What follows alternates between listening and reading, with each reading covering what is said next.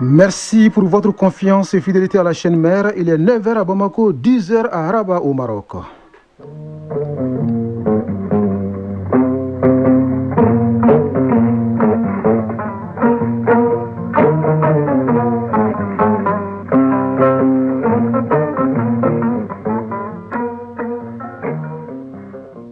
Le journal Bourama Traoré.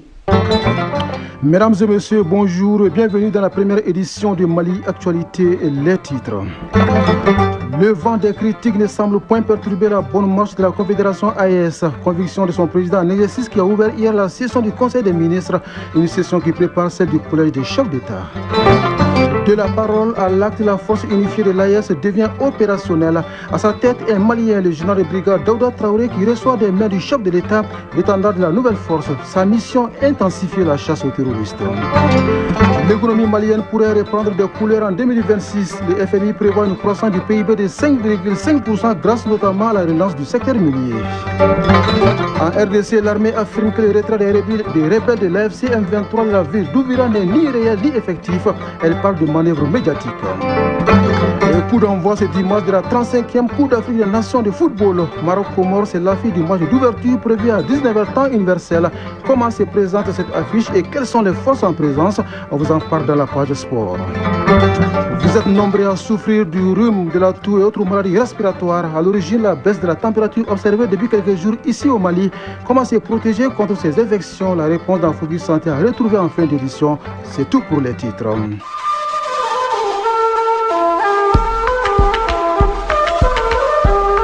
AES Actualité.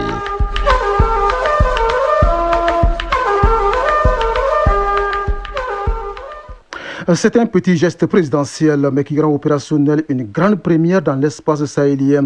Le chef de l'État remet l'étendard de la force unifiée de l'AES au général de brigade Daouda Traoré du Mali. C'est lui qui dirige désormais cette force qui sera en première ligne dans la lutte contre les groupes terroristes et la protection des populations dans l'espace confédéral. Garibou Pérou nous raconte. À l'aéroport international président Modibo Keïta, l'instant est solennel. Le président Goïta n'est pas venu pour une visite ordinaire. Il vient installer l'ossature de la souveraineté partagée, donner corps à la force unifiée de l'AES, une ambition stratégique.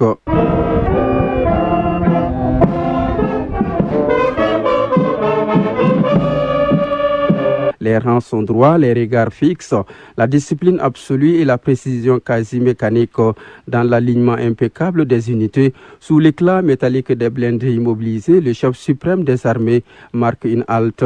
Il inspecte les équipements, s'enquiert des capacités techniques, échange brièvement avec les responsables. Dans un geste maîtrisé, le président Goïta remet l'étendard au commandant de la force unifiée.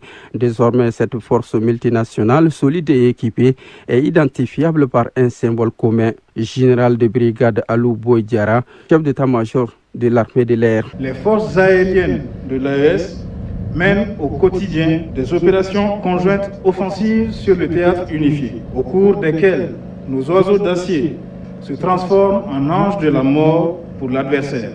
Diffusons une musique qui traumatise ces barbares dont le but est de terroriser nos populations. Cet étendard n'est pas un simple tissu. Il est mémoire, volonté et engagement irréversible. Il scelle une certitude désormais gravée dans le corps des peuples du Sahel. Général de corps d'armée Sadio Kamara, ministre de la Défense et des anciens combattants. Cet étendard consacre une certitude désormais gravée dans le cœur de nos peuples. Aujourd'hui, avec la force unifiée de l'AES, nous franchissons un cap stratégique majeur. nous passons de la coordination à la convergence, de la dépendance à la responsabilité, de l'attente à l'action. Face aux troupes rassemblées, aux délégations présentes, celui qui a posé les fondations de la force unifiée prend la parole. L'étendard de l'AES, rappelle-t-il, raconte l'histoire d'un peuple longtemps éprouvé, mais désormais uni par une ambition commune.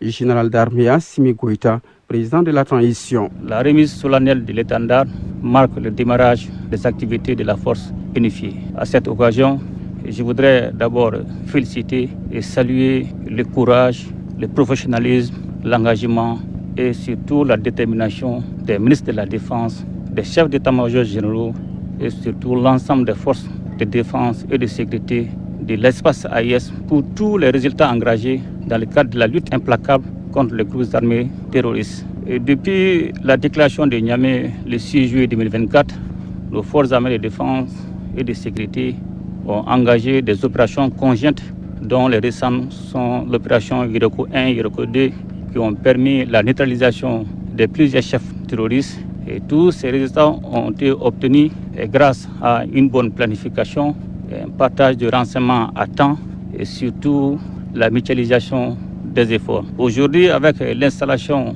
du nouveau commandant de la force unifiée et la mise en place du poste de commandement conjoint à Niamey et la désignation des bataillons dédiés à la force unifiée, il revient désormais au nouveau commandant non seulement d'anticiper sur le nouveau mode opératoire des groupes armés terroristes et surtout de prendre le relais et continuer ce combat pour la sécurisation de l'espace du Sahel. Cette guerre n'est pas uniquement militaire, elle est aussi politique, économique et informationnelle.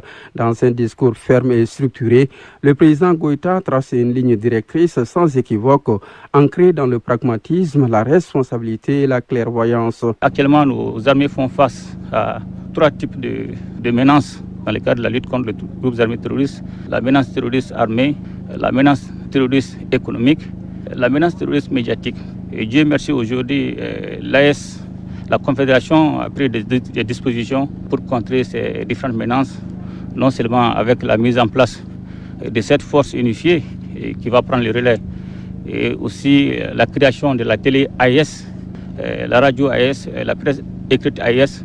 Ce dispositif va nous permettre de contrer toutes ces menaces. Vient alors le temps du défilé. Les uniformes racontent déjà l'avènement d'une confédération. Les pas sont parfaitement synchronisés, les visages concentrés, certains sont jeunes, d'autres plus expérimentés. Chaque rang qui défile est un message d'unité et de détermination. Captant les regards, l'étendard flotte désormais au-dessus des rangs. Unis par la discipline, liés par les devoirs, cette force unifiée incarne désormais la souveraineté collective des peuples du Sahel. Oui, souveraineté des peuples du Sahel, également évoqué à Koulouba, qui ouvre ses portes au ministre de l'AES en charge des affaires étrangères, de la défense et de la sécurité pour une session confédérale. Sur la table, l'évaluation de l'an 1 de la confédération, les projets du protocole devant régir chacun des 3 pays, mais aussi les acquis ainsi que les perspectives. C'est le chef de l'État, non moins président de la Confédération des États du Sahel, qui a ouvert les travaux, pour qui l'AES commence à s'imposer sur la scène internationale malgré les critiques. Retour sur les grandes lignes de son intervention avec Yaya Konaté. Un discours de cadrage pour lancer les travaux de ce qui constitue une des 3 instances de l'architecture institutionnelle de l'Alliance des États du Sahel, la session confédérale du Conseil des ministres. Une session préparatoire et inaugurale à celle du Collège des chefs d'État prévue à partir de lundi prochain. Un organe qui regroupe les ministres en charge de la défense, de la sécurité, des affaires étrangères et des questions de développement. Une composition qui, pour le président de la Confédération, démontre son importance stratégique, celle de la rencontre qui démarre. Général d'armée Assimi Goïta. Il vous sera demandé d'examiner certains documents, notamment le rapport d'activité sur la mise en œuvre de la feuille de route de l'an 1, les projets de protocole additionnel devant régir chacun des 3 piliers, ainsi que les sessions confédérales des parlements. Il vous reviendra également d'approfondir les réflexions sur les acquis et les perspectives de cette alliance pour diligenter la réalisation des objectifs du traité conformément aux orientations du Collège des chefs d'État. L'occasion pour le président de la transition, chef de l'État, président de la Confédération des États du Sahel, de saluer au nom de ses pairs les ministres des 3 pays pour leur engagement constant au service de la réalisation des objectifs de la Confédération et de mettre l'accent sur l'espoir que suscite l'Alliance des États du Sahel auprès des populations malgré le terrorisme et bien d'autres actes de sabotage. Des constats qui, selon lui, appellent à plus de vigilance. Depuis sa création, la Confédération AIS suscite un grand espoir auprès de nos populations. Cet espoir est l'émanation de nos idéaux d'émancipation, de liberté et d'indépendance véritable en comptant sur nos propres ressources et le génie de nos populations. En dépit des critiques et conclusions hâtives de ceux qui perçoivent le Sahel comme un espace de misère et d'instabilité, notre confédération, de par ses énormes potentialités, commence à s'imposer sur la scène africaine et internationale. Le terrorisme économique soutenu et le terrorisme médiatique auquel nous faisons l'objet depuis un certain temps visent à affaiblir le soutien dont la Confédération dispose auprès de ses peuples. Ces actes de sabotage ne sont pas simplement le fait des terroristes, mais également une confrontation pour un positionnement géopolitique visant à sauvegarder des intérêts politiques et économiques dans le Sahel. Ce constat nous impose donc de redoubler d'efforts et de vigilance. Malgré les obstacles, la Confédération des États du Sahel se réjouit. Le président Goïta poursuit donc sa marche souveraine et continue de bénéficier de la confiance des populations auxquelles le président de la Confédération a rendu un vibrant hommage. Je voudrais rendre un hommage mérité au vaillant peuple de l'AIS pour son abnégation et son appui constant dans la réalisation des objectifs assignés à la Confédération. Je salue également avec une profonde admiration le courage, le professionnalisme et la détermination de nos forces de défense et de sécurité qui, au péril de leur vie, défendent nuit et jour l'intégrité de nos territoires et la sécurité de nos concitoyens. L'Afrique, et en particulier l'Afrique de l'Ouest, est unie par une histoire pluriséculaire, une culture partagée et une géographie commune.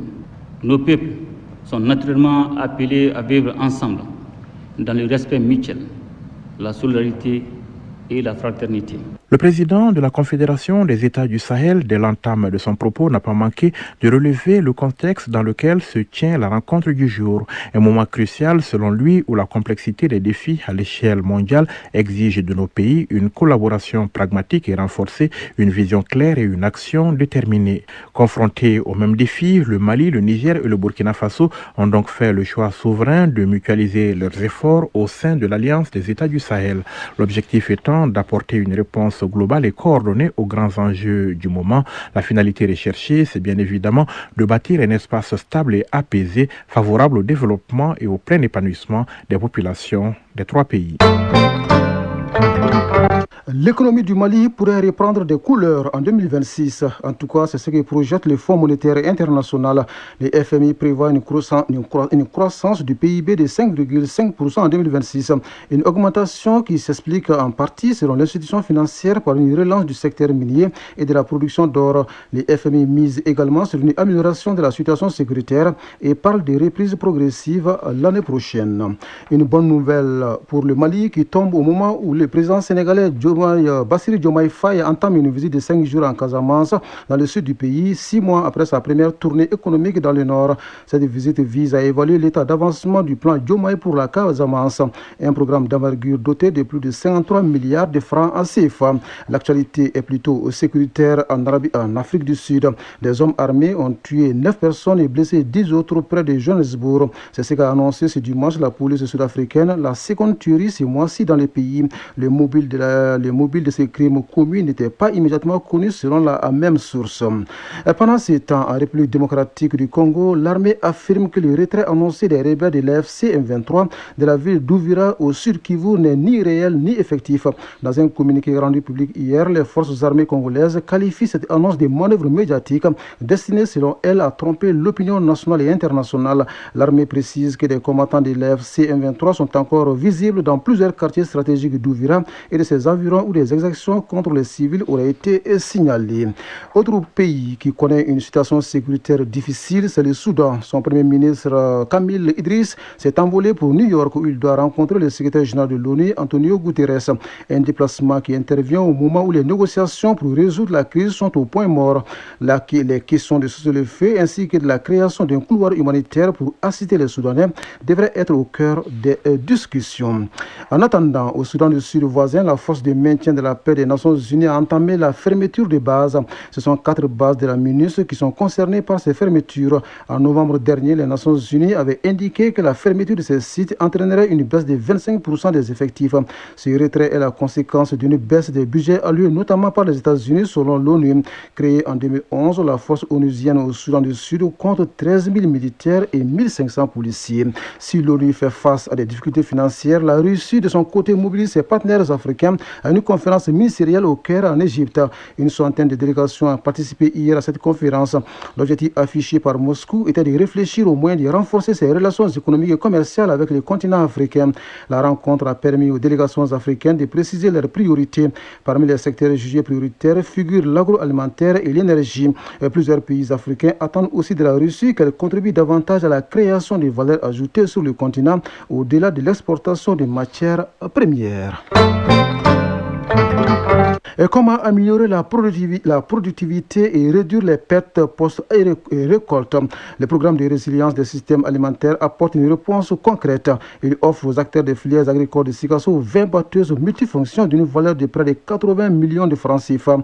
Le geste s'inscrit dans une dynamique de modernisation de notre agriculture. On en parle avec Moussokoro Sérémé depuis la Cité Verte. Dans un contexte de changement climatique et de difficultés d'accès aux équipements agricoles modernes, le PRSA, Programme de résilience des systèmes alimentaires, apporte une réponse concrète à la performance des acteurs des chaînes de valeur prioritaires, notamment le riz et le maïs, à travers cette dotation. 20 batteuses multifonctions destinées aux interprofessions des cercles de Sikasso et de Kadjolo. Al-Kassoum Barka, directeur régional de l'agriculture de Sikasso. Ce qu'il faut noter, c'est que c'est subventionné à 100% par le projet. Ces batteuses également ont une capacité de 500 à 800 kg par heure. L'objectif, c'est de renforcer d'abord les capacités opérationnelles de ces interprofessions. Et ça permet aussi d'avoir des produits finaux de qualité marchande. Cet appui du PRSA en faveur de 2 cultures stratégiques pour l'économie nationale et régionale traduit la volonté des autorités à accompagner durablement le monde rural et à faire de l'agriculture un moteur de croissance économique et de résilience face aux crises alimentaires. Ibrahim Mahaman, conseiller au gouvernorat de Sikasso. La remise de ces batteuses multifonctions s'inscrit parfaitement dans la mécanisation agricole du Mali. J'invite par ailleurs le service technique compétent à assurer un accompagnement de proximité, notamment en matière de formation, à l'utilisation et à la maintenance de ces équipements afin de garantir leur durabilité et leur efficacité. Djibril Sidibé, porte-parole des filières riz et maïs.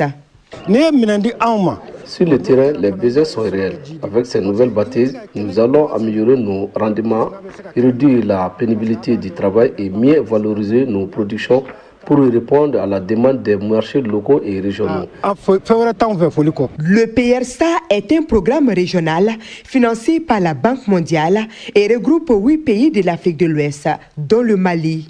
La valeur de ces équipements est estimée à 78 millions de francs CFA et s'inscrit dans sa composante 3, intégration des marchés alimentaires régionaux et commerce intra-régional. Sikasso, Moussokoro Sérémé, Taïro Konaté et Sarandambélé pour l'ORTM.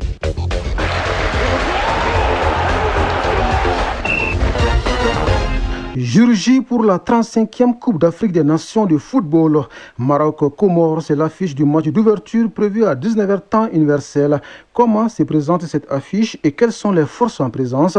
Les éléments de réponse dans la synthèse de l'actualité sportive qui porte la signature de Famour Djourti. À quelques heures du coup d'envoi de la 35e édition de la Coupe d'Afrique des Nations de football, le Mali, comme beaucoup d'autres sélections, sont dans le royaume chérifien pour écrire l'histoire ou la réécrire avec leurs certitudes et leurs arguments. Mais en face, le Maroc est prêt pour briller dans sa canne. Nos envoyés spéciaux, Ousmane Daou et Tayeb Adjaouiakoui, nous plantent le décor des forces en présence. Après 1988 et le désistement d'organiser l'édition de 2015 à la dernière minute à cause du virus Ebola, le Maroc va accueillir l'Afrique du football. Cette édition de la CAN 35e du nom est celle des records. Première CAN avec 9 stades, avec chaque équipe avec son propre camp de base et logé dans un hôtel 5 étoiles pour ne citer que ses premières parmi tant d'autres. Sur le terrain, difficile de pronostiquer sur le nom du vainqueur au soir de la finale car toutes les formations se valent avec un fossé qui se rétrécit entre elles de CAN en CAN. Cependant, les Lions et l'Atlas du Maroc seront les favoris de leur Coupe d'Afrique portée par le public avec des joueurs talentueux qui se mettent au service du collectif pour offrir au royaume chérifien sa deuxième CAN après celle de 1976. Derrière les Lions de l'Atlas se cachent les pachydermes ivoiriens qui auront à cœur de prouver que leur improbable victoire à domicile en 2023 n'est pas un hasard. Notons aussi les Lions de la Teranga du Sénégal. Malgré un effectif qui se renouvelle autour des cadres après la période du sélectionneur Alou Cissé, auréolé d'un titre en 2021 au Cameroun, le Sénégal sera à surveiller avant le clap de fin de certains joueurs majeurs qui ont porté la sélection sénégalaise depuis une dizaine d'années. Pour l'une des rares fois dans une phase finale, l'Égypte n'endosse pas le costume de favori. Mais attention, car elle a une histoire à préserver avec ses 7 Coupes d'Afrique des Nations. Quant au Fennec d'Algérie, depuis leur deuxième couronne en Égypte, ils peinent à retrouver ce niveau de compétitivité, une formation algérienne capable du meilleur comme du pire. Mettons le Cameroun et le Nigeria sur le même registre, deux nations à la recherche de certitude. La période où la tanière des Lions indomptables était un havre de paix qui a conduit au double titre en 2000 et 2002 semble être un lointain souvenir. Le Nigeria, lui, de son côté, est la sélection africaine la plus instable au niveau des sélectionnaires. Ajoutez à cela le manque de talent à tous les postes pour prétendre au sacre, mais le football s'appelle souvent chance et incertitude. Parmi les sélections qui ont fait sensation en Côte d'Ivoire, à savoir l'Afrique du Sud et la RDC, en atteignant les demi-finales pour la RDC, leur ambition reste intacte, faire comme la dernière fois,